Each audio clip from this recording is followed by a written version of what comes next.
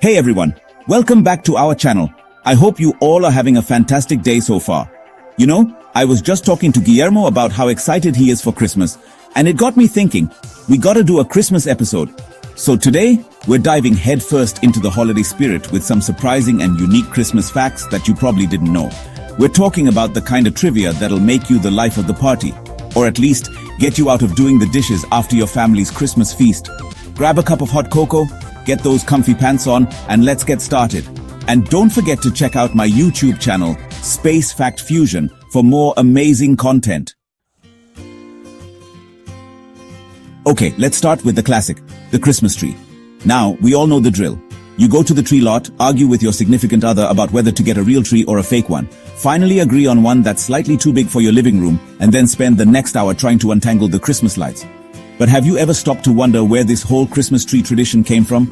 Well, buckle up, because we're going all the way back to 16th century Germany.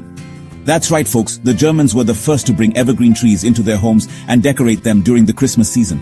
Legend has it that Martin Luther, the Protestant reformer, was so moved by the beauty of a starlit night that he brought a fir tree into his home and decorated it with candles to recreate the scene. Now, I don't know about you, but I'm not sure I'd trust myself with open flames near a dry tree. But hey, different times, right? Anyway, this tradition quickly caught on in Germany and eventually spread throughout Europe, thanks in part to Queen Victoria and her German husband, Prince Albert, who popularized the Christmas tree in England. And we all know how much the Brits love a good trend, especially when it involves decorating. So there you have it. The next time you're admiring your beautifully decorated Christmas tree, remember to thank the Germans for their love of evergreen trees and questionable fire safety practices. Alright, let's talk about the big guy himself, Santa Claus. Now, I know what you're thinking. Jolly old elf, white beard, red suit, loves cookies. But where did this whole Santa Claus character come from? Well, believe it or not, Santa's roots can be traced back to a real person, Saint Nicholas, a 4th century Greek bishop known for his generosity and kindness, especially towards children. Saint Nicholas was known for his secret gift-giving, like leaving coins in shoes or, in some versions of the story, even rescuing young women from being sold into slavery. Now that's what I call a Christmas miracle. Over the centuries, the legend of Saint Nicholas spread throughout Europe, and his name evolved into Santa Claus in the Netherlands. When the Dutch settled in New Amsterdam, that's New York City for you history buffs, they brought their Santa Claus traditions with them, and that's where the American Santa Claus was born. The name Santa Claus comes from the Dutch Sinterklaas, and over time, he transformed from a religious figure into the jolly gift-giving icon we know and love today. Of course, we can't forget the influence of Clement Clarke Moore's famous poem, A Visit from St. Nicholas, you know, the one that starts with "'Twas the night before Christmas," which cemented Santa's image as a jolly old elf with a sleigh and 8 tiny reindeer. So there you have it. The next time you see Santa at the mall, you can impress your kids, or let's be honest, your friends who still believe, with the fascinating history of how a 4th century Greek bishop became the jolly old elf who delivers presents on Christmas Eve. Now, let's talk about another Christmas tradition that's a little, shall we say, unusual. Hanging stockings by the fireplace. I mean, seriously, who thought it was a good idea to put dirty socks out for a stranger to fill with gifts? Well, like most Christmas traditions, this one also has its roots in the legend of Saint Nicholas. Remember how Saint Nicholas was known for his secret gift-giving? Well, one story tells of a poor family who couldn't afford dowries for their 3 daughters. So Saint Nicholas, being the stand-up guy that he was, decided to help. He snuck down the chimney on Christmas Eve and dropped 3 bags of gold coins down the chimney, which landed in the daughters' stockings, which were drying by the fire. And that, my friends, is how the tradition of hanging stockings by the fireplace was born. Of course, back then, stockings were actually practical gifts, not just decorative vessels for candy canes and gift cards. Alright, let's talk about Christmas cards. Those colorful pieces of cardboard that clutter our mailboxes every December. Now, I'm not complaining, I love getting Christmas cards. It's nice to know that people are thinking of you, even if it's just to remind you to update your address book. But have you ever wondered where this whole Christmas card tradition came from? Well, grab your magnifying glasses and your deerstalker hats because we're going back in time to Victorian England. The year was 1843, and a busy man named Sir Henry Cole had a problem. He was so busy, in fact, that he didn't have time to write personalized Christmas letters to all his friends and family. So, being a resourceful fellow, he came up with a brilliant solution: the Christmas card. He commissioned an artist to create a design featuring a festive scene with the message, "A Merry Christmas and a Happy New Year to you." And voila, the first Christmas card was born. Now, these early Christmas cards were a bit different from the ones we have today. For starters, they were expensive to produce and mail, so they were really only accessible to the wealthy. But as printing technology advanced and postage rates became more affordable, Christmas cards became a widespread tradition, enjoyed by people of all social classes. Alright, let's talk about everyone's favorite part of Christmas, the food. Now, I'm a traditionalist when it comes to Christmas dinner. Give me a big plate of turkey, stuffing, mashed potatoes, gravy, cranberry sauce, the works. But you know what they say, variety is the spice of life. And when it comes to Christmas dinner, there are some seriously interesting and, let's be honest, some downright strange traditions out there. For example, did you know that in Japan, it's become a tradition to eat KFC for Christmas dinner? That's right, Colonel Sanders is basically Santa Claus in Japan. It all started in the 1970s with a successful marketing campaign, and now millions of Japanese families enjoy a bucket of fried chicken for their Christmas feast. And if you think that's strange, how about this? In Greenland, a traditional Christmas delicacy is kiviak, which is made by stuffing hundreds of little birds called auks into a sealskin, burying it for several months, and then eating the fermented birds.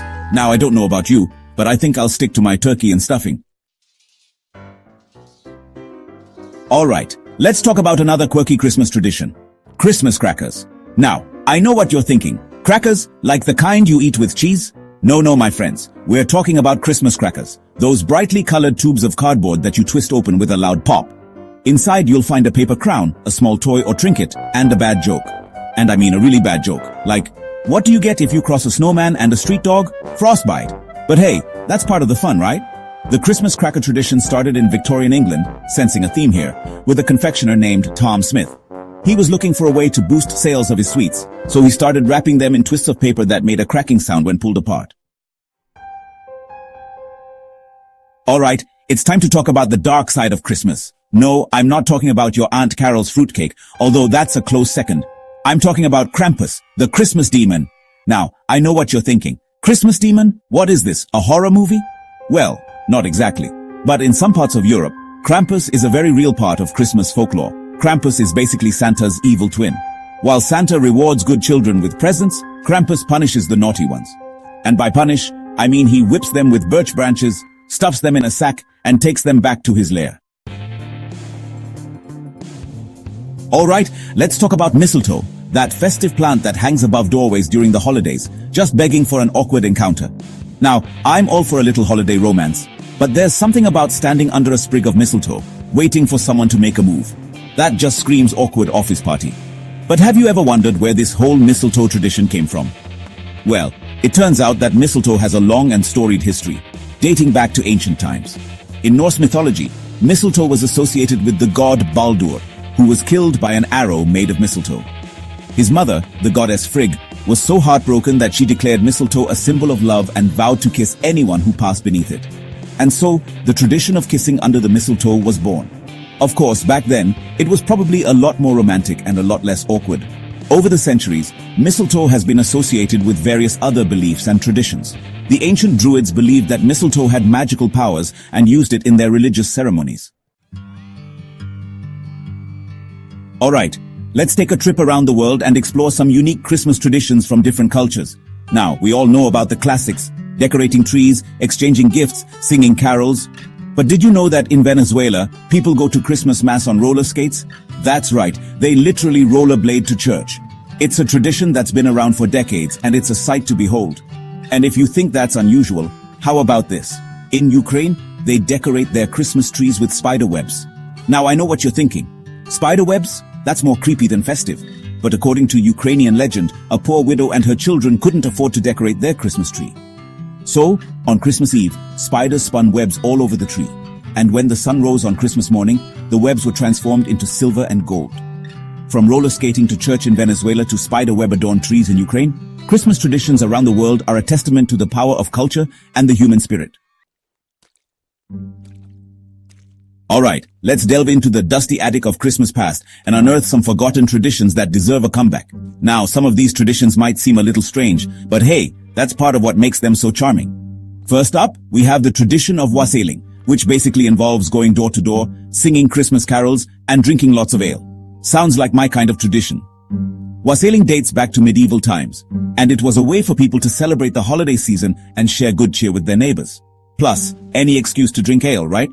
Next, we have the tradition of mumming, which involves dressing up in costumes and performing short plays or skits. Mummery was a popular form of entertainment during the Christmas season in England, and it often involved singing, dancing, and general merriment. And let's not forget about the tradition of telling ghost stories on Christmas Eve. Now, I know what you're thinking. Ghost stories? At Christmas? Isn't that more of a Halloween thing? Well, in Victorian England, telling ghost stories around the fire was a popular Christmas Eve tradition. Now, before we wrap things up, let's take a quick trip around the globe to explore some of the most unusual and fascinating Christmas traditions from different cultures. In Japan, Christmas Eve is celebrated with a bucket of fried chicken. Yes, you heard that right. Thanks to an incredibly successful marketing campaign by KFC in the 1970s, millions of Japanese families now enjoy a festive meal of fried chicken on Christmas Eve. Heading over to Greenland, we find a rather unique delicacy known as matak or whale blubber. It's considered a treat during the holiday season and is often served alongside kiviak, which is made by fermenting auks, a type of bird, in a seal skin for several months. Definitely not your average Christmas dinner. In Venezuela, the streets of Caracas are closed off on Christmas Eve to allow people to roller skate to early morning mass. It's a fun and vibrant way to get into the holiday spirit, and it's a tradition that brings the community together in a unique and lively way. And let's not forget about Ukraine, where Christmas trees are adorned with spider webs. According to local folklore, a poor widow and her children once found their tree decorated with beautiful spider webs on Christmas morning. The webs turned to gold and silver in the sunlight, bringing them good fortune. Today, Ukrainians decorate their trees with artificial spider webs to bring good luck for the coming year. Thank you for watching. If you enjoyed this video, please like, comment, and share. Don't forget to subscribe to Space Fact Fusion for more amazing content. Merry Christmas and Happy Holidays. Thanks for watching. We hope you enjoyed these surprising Christmas facts. Hopefully you learned a thing or two, or at least got a good chuckle out of some of these bizarre traditions. Remember, Christmas is all about spending time with loved ones, spreading cheer, and maybe indulging in a little too much eggnog. Don't forget to like, comment, and share this video to spread the festive spirit. And from all of us here, have a very happy and healthy holiday season.